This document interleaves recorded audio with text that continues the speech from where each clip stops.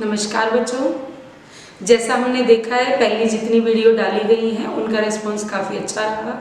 तो आज उसी को देखते हुए ध्यान में रखते हुए हम कक्षा 12 के लिए ये कविताओं की वीडियो बनाएंगे। इसकी पहली कविता आत्म परिचय से आज हम शुरू करते हैं। आत्म परिचय हरिवंश राय बच्चन जी की लिखी हुई है। तो उन्होंने इस कविता में अपने जीवन के बारे में बताया है। मैं जग जीवन का भार लिए फिरता हूँ कि मैं इस संसार का भार पूर्ण रूप से धारण करके लगातार घूम रहा हूँ।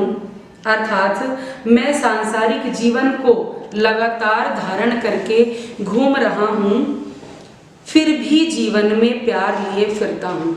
फिर भी मैं अपने जीवन में प्रेम भाव रखता हूँ। अर्थात मैं लोगों से प्रेम भाव रखता हूँ और प्रेम भाव से ही उनसे बातें करता हूँ।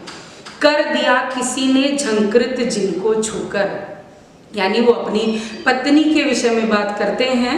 वो कहते हैं कि जब कभी उनकी पत्नी ने उनके जीवन में कदम रखा तो उनके जीवन में प्रेम भाव का आगमन हुआ, लेकिन वो ज़्यादा सुख ज़्यादा दिन नहीं चला।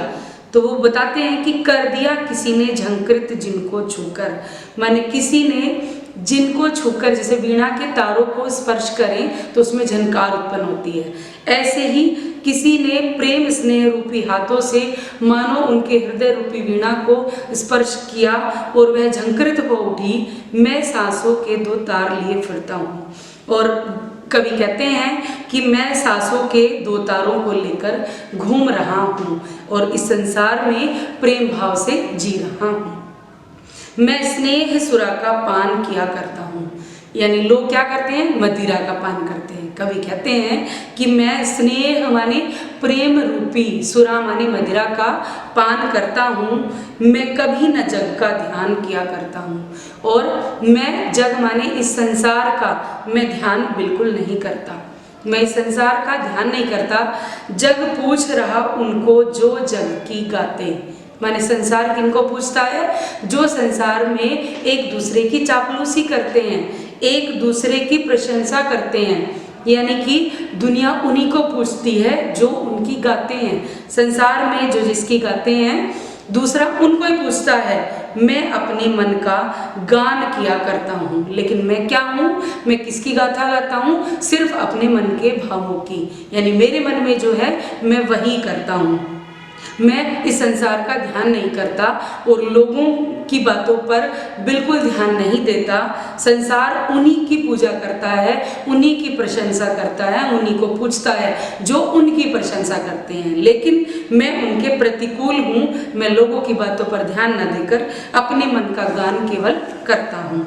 मैं निज उर के उद्गार लिए फिरता हूँ। उद्गार माने भाव, यानी मेरे हृदय के भावों को लेकर मैं घूमता हूँ। मैं अपने हृदय के भाव लेकर ही जी रहा हूँ। मैं निज उर के उपहार लिए फिरता हूँ, जो कैसे हैं, कुछ ऐसे हैं मेरे लिए उपहार भेंट में हैं, यानी मेरे लिए पुरस्कार रूप में हैं। है यह अपूर्ण संसार न मुझको भाता। संसार के लिए कवि ने क्या बोला है, अपूर्ण, माने जो पूर्ण नहीं है। अर्थात यह अपूर्ण संसार माने अधूरा संसार मुझे अच्छा नहीं लगता, इसलिए मैं सपनों का संसार लिए फिरता हूँ। यानी मैं अपना संसार स्वयं बनाता हूँ, जो क्या है, सपनों का, कल्पनाओं का, भावनाओं का, यानी मैं अपने सपनों के संसार में जीता हूँ। और यह संसार, ये जो भौतिक संसार है, यह मुझे बिल्कुल अच्छा नहीं लगता। मैं जला हृदय में अग्नि दहा करता हूँ, यानी मैं अपने हृदय में अग्नि दहा, अर्थात अग्नि जलाना, यानी दुख कष्ट जो मेरे हृदय में है मैं उनको लेकर घूम रहा हूँ। फिर भी सुख दुख दोनों में मग्न रहा करता हूँ। यानी संसार में लोगों की जिंदगी में सुख भी आते हैं, दुख भी आते हैं, तो लोग करते क्या हैं बेटा जी, कि दुख में बहुत ज़्यादा दुखी हो जाते हैं और सुख में बहुत ज़्यादा खुशी हो जाते हैं। लेकिन कवि क्या कहते हैं कि दुख तो मेरे जीवन में भी है, मगर मैं उनको अपने हृदय में दबा कर रखता हूँ, और दोनों स्थिति में, सुख और दुख दोनों स्थिति में मैं मग्न रहता हूँ, मस्त रहता हूँ। जग भव सागर तरने को नाव बनाए, माने जग यानी इस संसार रूपी भवसागर से तरने को माने पार होने के लिए नाव बनाना अर्थात बहुत सारे कार्य करना। यानी नाव जैसे समुद्र से पार होने के लिए नाव का सहारा लिया जाता है, ऐसे ही इस जीवन रूपी नैया से पार होने के लिए बहुत सारी जो इस संसार में सुख सुविधाएं हैं, भौतिक वस्तुएं हैं, उन सब का लोग उपभोग करते हैं। तो उसको पार होने के लिए उस लोगों की इच्छा है कि ऐसा हो और वैसा हो, लेकिन मेरी कोई इच्छा नहीं है इससे पार होने की। क्यों? क्योंकि मैं भव मोजों पर मस्त बहा करता हूँ। माने इस सागर रूपी, इस संसार रूपी जीवन में जो सुख और दुख दोनों मौजों यानी लहरों के रूप में मुझे मिले हैं, मैं उन्हीं पर बैठकर मस्ती में बहा करता हूँ, अर्थात अपनी जिंदगी आगे गुजारता हूँ और आगे निकालता हूँ। मैं यौवन का उन्माद लिए फिरता हूँ।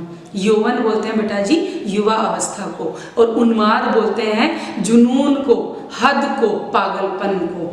कि जब यदि कुछ करने का जो जुनून होता है, जो हद होती है, वो युवा अवस्था में सबसे ज़्यादा मानी जाती है। तो कवि कहते हैं कि मैं यौवन का उन्माद लिए फिरता हूँ, यानी मेरा जो जीवन है, मेरी जो जिंदगी है, उसमें कैसा जुनून है कुछ करने का, जैसे युवावस्था में होता है। उन्मादों में अवसाद लिए फिरता हूँ, और मेरे उस उन्माद में अवसाद माने कष्ट भी हैं, दुख भी हैं, जो कैसे हैं, जो मुझको बाहर हंसा रुलाती भीतर। यानी मेरे अंदर जो दुख हैं, जो कष्ट हैं, वो मुझे अंदर से रुलाती है, मगर मैं अपने रोदन को बाहर नहीं दिखाता। बाहर मैं हंसता रहता हूँ, प्रसन्न रहता हूँ। मैं हाय किसी की याद लिए फिरता हूँ, अर्थात मेरे दिल में किसी की यादें दबी हुई हैं, उन यादों के सहारे मैं अपने जीवन को आगे गुजार रहा हूँ। यानी अपने दुख की बातों को अपने हृदय में छुपाकर, अपने चेहरे पर हंसी का भाव रखकर मैं इस संसार में अपने जीवन को गुजार रहा हूँ। मेरे दिल में जो यादें बसी हैं, उन यादों के सहारे मैं एक एक पल अपनी जिंदगी का निकाल रहा हूँ। कर यत्न मिटे सब सत्य किसी ने जाना, नादान वही है हाय जहाँ पर दाना। कर यत्न माने प्रयत्न करने पर, मिटे सब माने सब मिट जाते हैं, सत्य माने यह सत्य बात, किसी ने जाना माने किसी ने जानी है। अर्थात बड़े बड़े जो महापुरुष होते हैं वह यह जानने की कोशिश करते हैं कि ईश्वर की सच्चाई क्या है। ईश्वर की सच्चाई को कोई नहीं जान पाता, मगर उसे कोई जान नहीं पाता। नादान वही है हाय जहाँ पर दाना।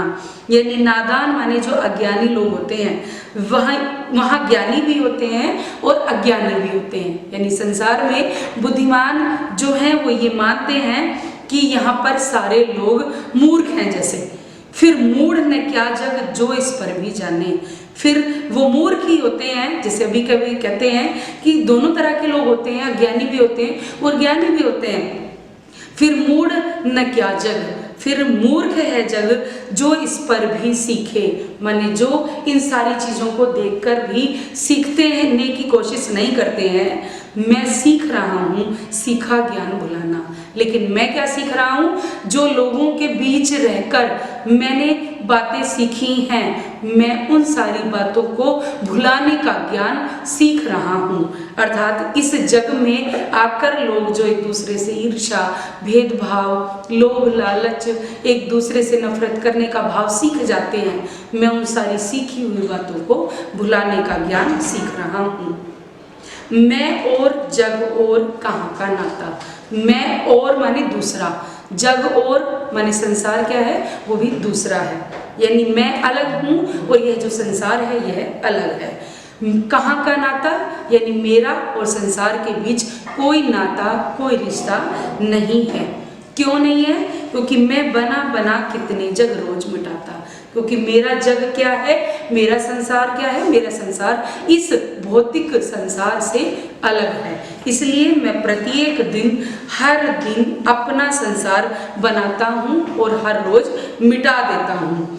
जग जिस पृथ्वी पर जोड़ा करता वैभव, माने ये संसार, ये सांसारिक लोग इस पृथ्वी पर वैभव अर्थात सुख संपदा की होड़ में लगे रहते हैं, उनको जोड़ने में लगे रहते हैं। मैं प्रतिपग से उस पृथ्वी को ठुकराता। और कवि क्या करता है, उस पृथ्वी को ही, जिस पर सारी दुनिया सुख सुविधाएं प्राप्त करने के लिए धन संपदा और वैभव जोड़ते हैं, कवि उस पृथ्वी को ही मानो अपने पैर से ठुकराता अर्थात ठोकर मारता हुआ आगे बढ़ रहा है। क्यों बढ़ता है? क्योंकि उसे ये सारी चीजें अच्छी नहीं लगती, उसको भौतिक सुख साधनों में कोई भी प्रेम भाव नहीं है। मैं निज रोदन के राग लिए फिरता हूँ, शीतल वाणी में आग लिए फिरता हूँ।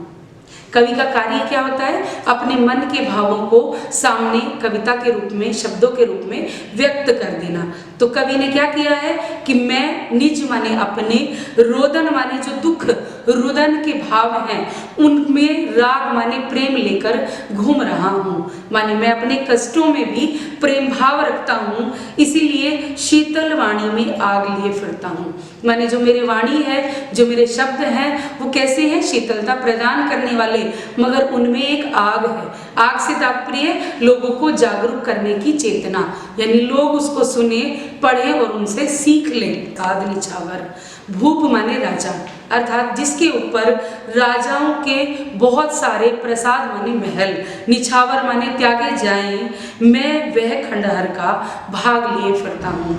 खंडहर माने वह बंजर भूमि, वह भूमि का एक टुकड़ा, कि मैं क्या करता हूँ, मानो जिस पर राजा महाराजाओं ने सुंदर महल भी न्यौछावर कर दिए, सुंदर महल भी जिनको तुच्छ लगे, मैं वह इस पृथ्वी का एक छोटा सा खंडहर का टुकड़ा लेकर घूम रहा हूँ। अर्थात कवि क्या कहना चाहते हैं कि कवि के मन में वियोग जो है वो खंडहर के समान है। मैं रोया इसको तुम कहते हो गाना, मैं फूट पड़ा तुम कहते छंद बनाना।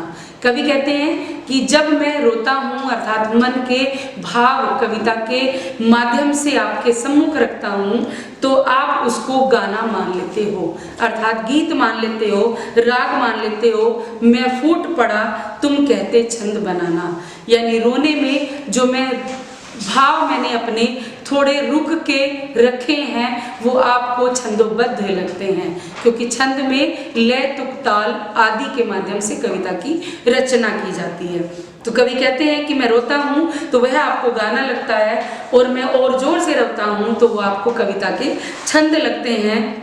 क्यों कवि कहकर संसार मुझे अपनाए, कि संसार मुझे कवि मानकर क्यों अपनाता है। मैं दुनिया का हूँ एक नया दीवाना, जबकि मैं इस संसार में क्या हूँ? दीवाना माने मस्ती में जीवन जीने वाला, अर्थात अपनी दुनिया में मस्त रहने वाला। मैं एक दीवाने की भांति घूमता फिरता हूँ। दुनिया मुझे कवि क्यों मानती है? मैं अपने जीवन का सिर्फ एक दीवाने के रूप में, एक मस्त व्यक्ति के रूप में अपनी जिंदगी को आगे निकालने की कोशिश कर रहा हूँ। मैं दीवानों का वेश लिए फिरता हूँ, मैं मादकता निःशेष लिए फिरता हूँ। इसीलिए दीवानों के वेश में रहता हूँ, दीवानों के जैसी वेशभूषा पहनकर घूमता हूँ, और मादकता माने प्रेम भाव, जादू, निःशेष माने सिर्फ और सिर्फ मेरे जीवन में है, उसे लेकर मैं घूम रहा हूँ। जिसको सुनकर जग झूम झुके लहराए, माने जिन रागों को, जिन बातों को, जिन भावों को या कविताओं को सुनकर के यह संसार झूम माने झूमता है, झुके माने नतमस्तक होता है, लहराए माने मदमस्त हो जाता है। मैं मस्ती का संदेश लिए फिरता हूँ। मैं केवल मस्ती से रहने के लिए, लोगों को जागरूक करने के लिए यह संदेश केवल आपके सामने दे रहा हूँ अपनी कविता के माध्यम से। मैं अपना जीवन प्रेम भाव से जी रहा हूँ।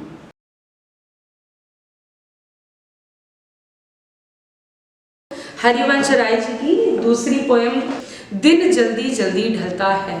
माने दिन कैसा है? बहुत शीघ्रता पूर्वक तेजी से आगे बढ़ता है। वो भी किन लोगों के लिए बढ़ता है? उन लोगों के लिए जिनको लक्ष्य तक पहुंचना होता है, जिनका लक्ष्य कुछ प्राप्त करने का होता है। उनके लिए दिन की जो गति है वो कल्पनाओं में मानो तीव्र हो जाती है, भागती है। दिन तो अपने समय से ही ढलता है, दिन किसी की कल्पनाओं के साथ साथ आगे नहीं बढ़ जाता, लेकिन सिर्फ सोचने मात्र से ऐसा लगता है जैसे हो जाए न पथ में रात कहीं, मंजिल भी तो है दूर नहीं। माने जो मुसाफिर है, जो चलता है अपनी मंजिल पाने को आगे बढ़ रहा है, वो ये सोचता है हो जाए न पथ माने रास्ते में, रात कहीं माने कहीं रात्रि, कि कहीं चलते चलते मुझे रास्ते में ही, मार्ग में ही रात्रि ना हो जाए, शाम ना हो जाए, मंजिल भी तो है दूर नहीं। यानी मेरी मंजिल कैसी है, बहुत दूर नहीं है, बहुत नजदीक है। मैं तेज कदम बढ़ाऊं तो आगे पहुंच सकता हूं, धीरे चलूंगा तो देर हो जाएगी, वो दूर हो जाएगी मंजिल मुझसे। इसलिए यह सोच थका दिन का पंथी, माने जब यह विचार पंथी माने मुसाफिर, पथिक जो राही है उसके मन में आ जाता है, तो यह सोच करके थका हुआ भी पंथी भी जल्दी जल्दी चलता है, तो वह अपने कदमों की गति को तीव्र कर देता है, तेजी से आगे बढ़ने लग जाता है। क्यों बढ़ता है? क्योंकि दिन जल्दी जल्दी ढलता है। यानी दिन कैसा है, वो तीव्र गति से शीघ्रता पूर्वक आगे बढ़ रहा है। तो इसीलिए मुसाफिर क्या करता है कि कहीं रास्ते में ही मैं देर ना हो जाए, मुझे लेट ना हो जाए, इसलिए मैं घर जल्दी पहुंच जाऊं, यह सोच करके जो थका हुआ है वह भी अपने कदमों को तीव्रता दे देता है, तेजी देता है और वह आगे बढ़ने की कोशिश करता है। बच्चे प्रत्याशा में होंगे, और ये सिर्फ इंसानों के साथ ही नहीं है। अब आप देख लीजिए, सुबह के समय जब हम आकाश में देखते हैं तो जो पक्षी हैं वो अपने घोंसले छोड़कर, बच्चों को छोड़कर पूरे आकाश में पंक्तिबद्ध होकर उड़ते हुए नजर आते हैं, मानो कहीं ना कहीं अपना दाना वो खोजने के लिए आकाश में निकलते होंगे और घर पर अपने छोटे छोटे बच्चों को छोड़कर जाते होंगे। तो बच्चे प्रत्याशा में होंगे, बच्चे माने छोटे छोटे बच्चे, प्रत्याशा माने इसी आशा में होंगे, नीड़ों से झांक रहे होंगे। नीड़ माने घोंसला, माने हमारे घोंसले से चोंच निकालकर, अपना सर निकालकर बाहर झांक रहे होंगे, माने देख रहे होंगे। यह ध्यान परों में चिड़िया के, माने चिड़िया के मन में जब यह बात ध्यान आ जाती है कि बच्चे मेरा इंतजार कर रहे होंगे, चोंच निकालकर, सर निकालकर, नीड़ माने घोंसले से बाहर देख रहे होंगे, तो यह बात जैसे ही चिड़िया के मन में आती है तो परों में भरता कितनी चंचलता है। माने यह बात चिड़िया के पर माने पंखों में कितनी चंचलता, माने बहुत ज्यादा चंचलता, तेजी भर देता है। वो चिड़िया तेज गति करके अपने पंखों को फड़फड़ाती हुई अपने घोंसले की तरफ तेजी से बढ़ती है, क्योंकि दिन जल्दी जल्दी ढलता है। दिन कैसा है, दिन की गति कैसी है, तीव्र है, वह शीघ्रता पूर्वक आगे बढ़ रहा है। इसलिए पक्षी भी घर से निकलकर जब घर की तरफ बढ़ते हैं तो अपने परिवार के बारे में सोचकर, क्योंकि उनका लक्ष्य है अपने परिवार के पास तक पहुंच जाना। जैसे पथिक का लक्ष्य था मंजिल पा जाना, ऐसे ही पक्षी का भी लक्ष्य है, चिड़िया का भी लक्ष्य है अपने परिवार, अपने घोंसले तक पहुंच जाना। इसलिए वो अपने पंखों में तेजी भर लेते हैं और दिन जल्दी जल्दी ढलता है और तेजी से अपने घर पहुंचने की कोशिश करते हैं। लेकिन कवि का मन चूंकि दुखी है, उनकी जो संगिनी है वो इस दुनिया में नहीं है, इसलिए कवि अपने मन के भाव अगले छंद में रखते हैं और बताते हैं कि जैसे पथिक को लक्ष्य प्राप्त करना था, मंजिल पार करनी थी, इसलिए कदमों की गति तेज रखता है। पक्षी को, चिड़िया को अपने बच्चों के पास घोंसले तक पहुंचना था, क्योंकि बच्चे उसका इंतजार कर रहे थे, इसलिए वो अपनी गति तेज कर देते हैं। तो कवि कहते हैं कि मुझसे मिलने को कौन विकल, कि मुझसे माने मेरे से मिलने को कौन विकल माने बेचैन, क्वेश्चन मार्क लगाया है। वो कहते हैं कि मेरे से मिलने के लिए कौन बेचैन बैठा है, अर्थात कोई नहीं है। मैं हूँ किसके हित चंचल, कि मैं किसके हित माने लिए, चंचल माने अपने कदमों में चंचलता लाऊं, तेजी लाऊं, कि कौन मेरे लिए, मेरा इंतजार करने के लिए घर में बेचैन बैठा है, और मैं किसके लिए अपने कदमों में, अपने पैरों में चंचलता भरूं, तेजी लाऊं, कदमों को तेज करूं, तीव्र गति बनाऊं। यह प्रश्न शिथिल करता पद को, कि यह प्रश्न जब कवि के मन में आता है तो वह उनके कदमों को, उनके पद माने पैरों को शिथिल माने कठोर कर देता है, रोक देता है, उनकी गति को धीमी बना देता है। भरता उर में विह्वलता है, और उर में माने हृदय में, विह्वलता माने बेचैनी, दुखी, कष्ट और पीड़ा का अनुभव कराना शुरू कर देता है। कि जैसे ही कवि के मन में ये प्रश्न आने लगते हैं कि कौन मेरे लिए बेचैन है, किसके लिए मैं अपने कदमों में तेजी लाऊं, ये बातें जब कवि के मन में आने लगती हैं तो उनके पैरों की गति रुक जाती है और उनके मन में, उनके हृदय में दुख यानी पीड़ा का अनुभव होने लगता है। दिन जल्दी जल्दी ढलता है और जो दिन की गति है वह तीव्र है, वह अपने हिसाब से शीघ्रतापूर्वक आगे बढ़ रहा है, मगर कवि के लिए कोई उसका इंतजार करने के लिए नहीं बैठा है, इसलिए कवि की गति अपने आप रुकी हुई है। तो कवि यही कहते हैं कि जिसको लक्ष्य प्राप्त करना है, जिसको मंजिल तक पहुंचना है, जिसे कुछ करना है, कुछ पाना है, वह खुद ब खुद अपने पैरों की गति को तीव्र कर देता है, भले ही वह थके हुए मुसाफिर की तरह भी हो। मगर जिसका कोई लक्ष्य नहीं है, जिसकी कोई मंजिल नहीं है, वह उसकी गति, उसके पैरों की गति स्वयं ही रुक जाती है।